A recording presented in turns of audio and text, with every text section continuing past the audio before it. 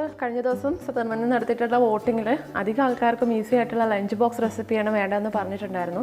അപ്പോൾ അതേപോലെ എളുപ്പത്തിൽ തയ്യാറാക്കാൻ പറ്റുന്ന ഒരു ലഞ്ച് ബോക്സ് റെസിപ്പിയാണ് ഞാൻ ഇന്ന് സതർമനിൽ ഉണ്ടാക്കാൻ പോകുന്നത്. നമ്മുടെ നിലക്കടല കൊണ്ടുള്ള ഒരു വെറൈറ്റി റൈസാണ് ഞാനിന്ന് ഉണ്ടാക്കാൻ പോകുന്നത്. അപ്പോൾ ഇത് കണ്ടുകൊണ്ടിരിക്കുന്ന എല്ലാവർക്കും സതർമനിലേക്ക് സ്വാഗതം. ഞാൻ നീതു.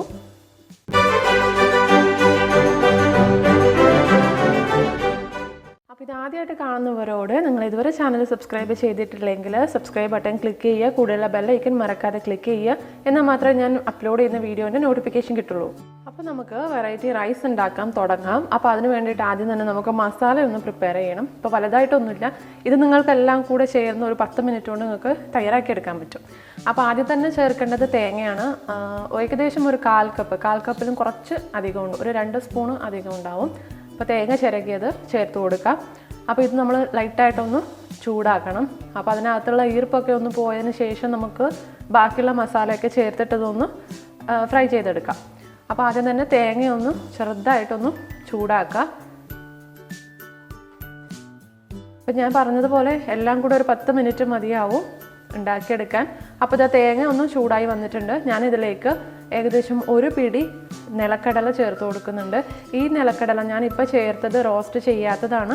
റോസ്റ്റ് ചെയ്ത് നിലക്കടല ഉണ്ടെങ്കിൽ വളരെ എളുപ്പമായിരിക്കും. ഇത് നിങ്ങളിങ്ങനെ ഇത്രയും നേരം ഫ്രൈ ചെയ്തെടുക്കേണ്ട ആവശ്യമൊന്നുമില്ല. അപ്പോൾ ഇതൊന്ന് ചെറുതായിട്ട് തേങ്ങയുടെ കൂടെ ഇട്ടിട്ടതൊന്ന് റോസ്റ്റ് ചെയ്തെടുക്കണം. തൊലിയോട് കൂടി തന്നെ നമ്മൾ ആഡ് ചെയ്ത് കൊടുക്കാം.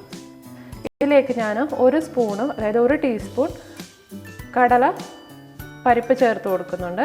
അതേപോലെ തന്നെ എരിവിനനുസരിച്ചിട്ട് വറ്റൽമുളക് ചേർത്ത് കൊടുക്കാം. അപ്പം ഞാനിവിടെ നല്ല എരിവുള്ള 3 വറ്റൽമുളക് ചേർത്തിട്ടുണ്ട്.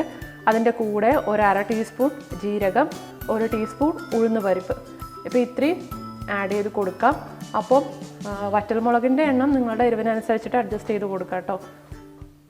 അപ്പോൾ നിങ്ങൾക്ക് കുറച്ചുകൂടെ എരിവ് വേണമെന്നുണ്ടെങ്കിൽ ഒരു 4 മുതൽ 5 വരെ ആഡ് ചെയ്ത് കൊടുക്കാം. പിന്നെ നന്നായിട്ട് ഇതൊന്ന് റോസ്റ്റ് ചെയ്തെടുക്കണം. ഇപ്പം തന്നെ തേങ്ങയുടെ കളറൊക്കെ ചെറുതായിട്ടൊന്ന് മാറി വരുന്നുണ്ട്. അപ്പോൾ ആ ഉഴുന്ന് പരിപ്പും കടലപ്പരിപ്പിൻ്റെ ഒക്കെ കളറ് ചെറുതായിട്ട് ബ്രൗൺ കളർ ആകുമ്പോൾ നമുക്കിത് സ്റ്റോപ്പ് ചെയ്യാം. അപ്പോൾ ഇതാ നോക്കിക്കേ, എല്ലാം നന്നായിട്ട് ഫ്രൈ ആയി വന്നിട്ടുണ്ട്.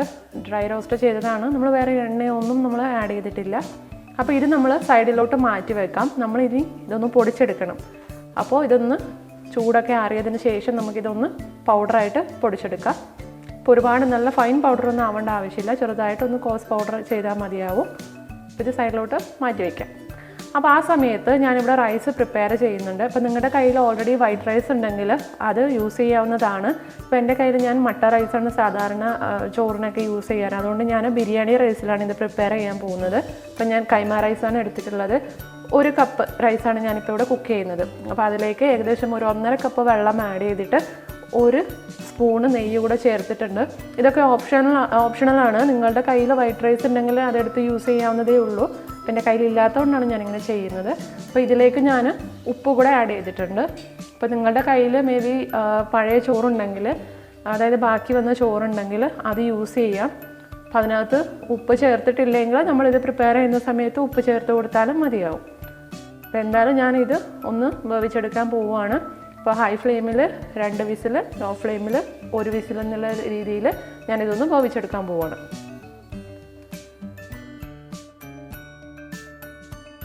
അപ്പോൾ നമ്മുടെ സൈഡിൽ റൈസ് വെന്ത് വന്നിട്ടുണ്ട്. ഞാനതിൻ്റെ പ്രഷർ മുഴുവനും പോയതിന് ശേഷമാണ് ഞാനത് ഓപ്പൺ ചെയ്യുന്നത്. അപ്പോൾ അതൊന്ന് റെഡിയായി വരുന്ന സമയത്ത് നമുക്കിതിൻ്റെ താളിക്കാനൊന്ന് തുടങ്ങാം.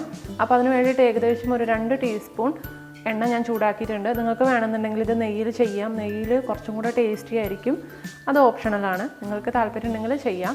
ഇപ്പോൾ ഇതിൻ്റെ കൂടെ ഞാൻ ഒരു 1/4 ടീസ്പൂൺ പെരുംജീരകം ചേർത്ത് കൊടുക്കുന്നുണ്ട്. നിങ്ങൾക്ക് വേണമെന്നുണ്ടെങ്കിൽ നിങ്ങൾ സാധാരണ റൈസ്, അതായത് വൈറ്റ് റൈസാണ് യൂസ് ചെയ്യുന്നുണ്ടെങ്കിൽ നമ്മൾ സാധാരണ ചെയ്യുന്ന പോലെ കടുകും കറിവേപ്പിലയും താളിച്ചിട്ട് ചേർക്കാം. അത് കുറച്ചും കൂടെ ടേസ്റ്റ് ആയിരിക്കും.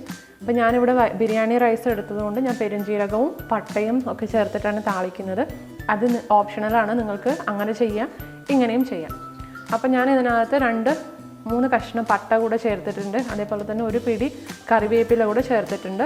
അപ്പോൾ നിങ്ങൾ വൈറ്റ് റൈസ് ആണെങ്കിൽ, അതായത് ബാക്കി വന്ന ചോറൊക്കെയാണ് ചെയ്യുന്നതെങ്കിൽ കടുകും കറിവേപ്പിലയും ചേർത്തിട്ട് താളിക്കാം. ബാക്കിയുള്ളതൊക്കെ സെയിം ആണ്.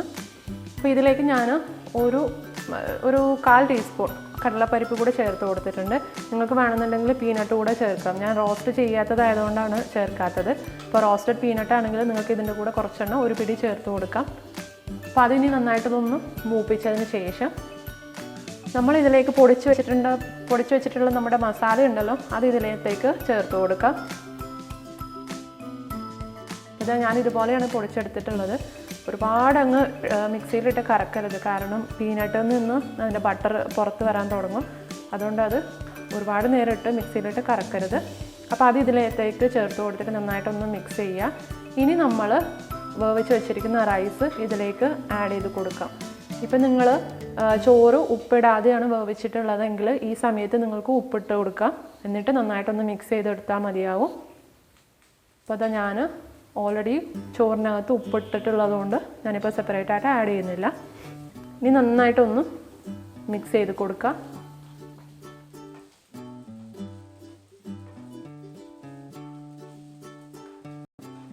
അപ്പോൾ റൈസൊക്കെ നന്നായിട്ട് മിക്സ് ചെയ്യുക.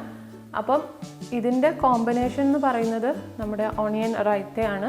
സോ സവാളയൊക്കെ സ്ലൈസ് ചെയ്തിട്ട് തൈരിൽ ആഡ് ചെയ്ത് കൊടുത്തിട്ട് ഉപ്പും കൂടെ ചേർത്ത് കൊടുക്കാം. ഇല്ലയെന്നുണ്ടെങ്കിൽ നമുക്ക് കുക്കുംബറൊക്കെ ചേർത്തിട്ട് റൈത്ത പ്രിപ്പയർ ചെയ്യാം. അപ്പോൾ അതാണ് ഇതിൻ്റെ കോമ്പിനേഷൻ. ഇപ്പോൾ ഇതാ ഞാൻ റൈസൊക്കെ നന്നായിട്ട് മിക്സ് ചെയ്തിട്ടുണ്ട്. അപ്പോൾ നമ്മുടെ പീനട്ട് റൈസ് റെഡി ആയിട്ടുണ്ട്. അപ്പോൾ ഇത് കുട്ടികൾക്കൊക്കെ കൊടുത്തു വിടാൻ പറ്റുന്ന രീതിയിലുള്ള ഒരു ലഞ്ച് ബോക്സ് റെസിപ്പിയാണ്. കുട്ടികൾക്ക് മാത്രമല്ല മുതിർന്നവർക്കും കഴിക്കാം. അപ്പോൾ വളരെ പെട്ടെന്ന് തയ്യാറാക്കാൻ പറ്റും. ഒരുപാട് ജോലിയൊന്നും ഇതിനകത്തില്ല, പെട്ടെന്ന് തന്നെ തയ്യാറാക്കി എടുക്കാൻ പറ്റും. അപ്പോൾ ഇതിൻ്റെ കൂടെ ഞാൻ പറഞ്ഞ പോലെ ഓണിയൻ റൈത്ത കൊടുത്തു വിടാം. അതേപോലെ തന്നെ ഏതെങ്കിലും നമ്മുടെ തോരനോ എന്താണെങ്കിലും. ഇപ്പോൾ കൂടുതൽ ടേസ്റ്റ് പൊട്ടറ്റോ മസാലയൊക്കെ ചെയ്യുവാണെങ്കിൽ കുറച്ചും കൂടെ ടേസ്റ്റി ആയിരിക്കും. അപ്പം അത് കുറച്ച് സ്പൈസി ആയിരിക്കും. അപ്പോൾ അതൊന്ന് ടേസ്റ്റ് ബാലൻസ് ചെയ്യാൻ പറ്റും. അപ്പോൾ അതൊക്കെ നിങ്ങളുടെ ഇഷ്ടം പോലെ ടേസ്റ്റിനനുസരിച്ചിട്ട് കൊടുത്തു വിടാം. അപ്പോൾ നമ്മുടെ ഈസി ആയിട്ടുള്ള ലഞ്ച് ബോക്സ് റെസിപ്പിയായ പീനട്ട് റൈസ് റെഡി ആയിട്ടുണ്ട്. അപ്പോൾ ഇതെല്ലാവരും ട്രൈ ചെയ്ത് നോക്കണം കേട്ടോ. അപ്പോൾ ഇത് ഞാൻ ബിരിയാണി റൈസിലാണ് പ്രിപ്പയർ ചെയ്തതെന്ന് വെച്ചിട്ട് നിങ്ങൾ ഇതിൽ തന്നെ ചെയ്യണം നിർബന്ധമൊന്നുമില്ല, പക്ഷേ ചെയ്താലും ടേസ്റ്റ് ആയിരിക്കും. അപ്പോൾ ഇതെല്ലാവരും ട്രൈ ചെയ്ത് നോക്കിയിട്ട് അഭിപ്രായം പറയാൻ മറക്കരുത്. അതേപോലെ തന്നെ വീഡിയോ ഇഷ്ടപ്പെട്ടിട്ടുണ്ടെങ്കിൽ ലൈക്ക് ചെയ്യുക. ലൈക്ക് ചെയ്യുന്നതിനോടൊപ്പം കമൻറ്റ് ചെയ്യാനും ഷെയർ ചെയ്യാനൊന്നും മറക്കരുത് കേട്ടോ. അപ്പോൾ അതേപോലെ തന്നെ ചാനൽ സബ്സ്ക്രൈബ് ചെയ്യുക. അപ്പം നമുക്ക് അടുത്ത വീഡിയോ ആയിട്ട് വീണ്ടും കാണാം. താങ്ക്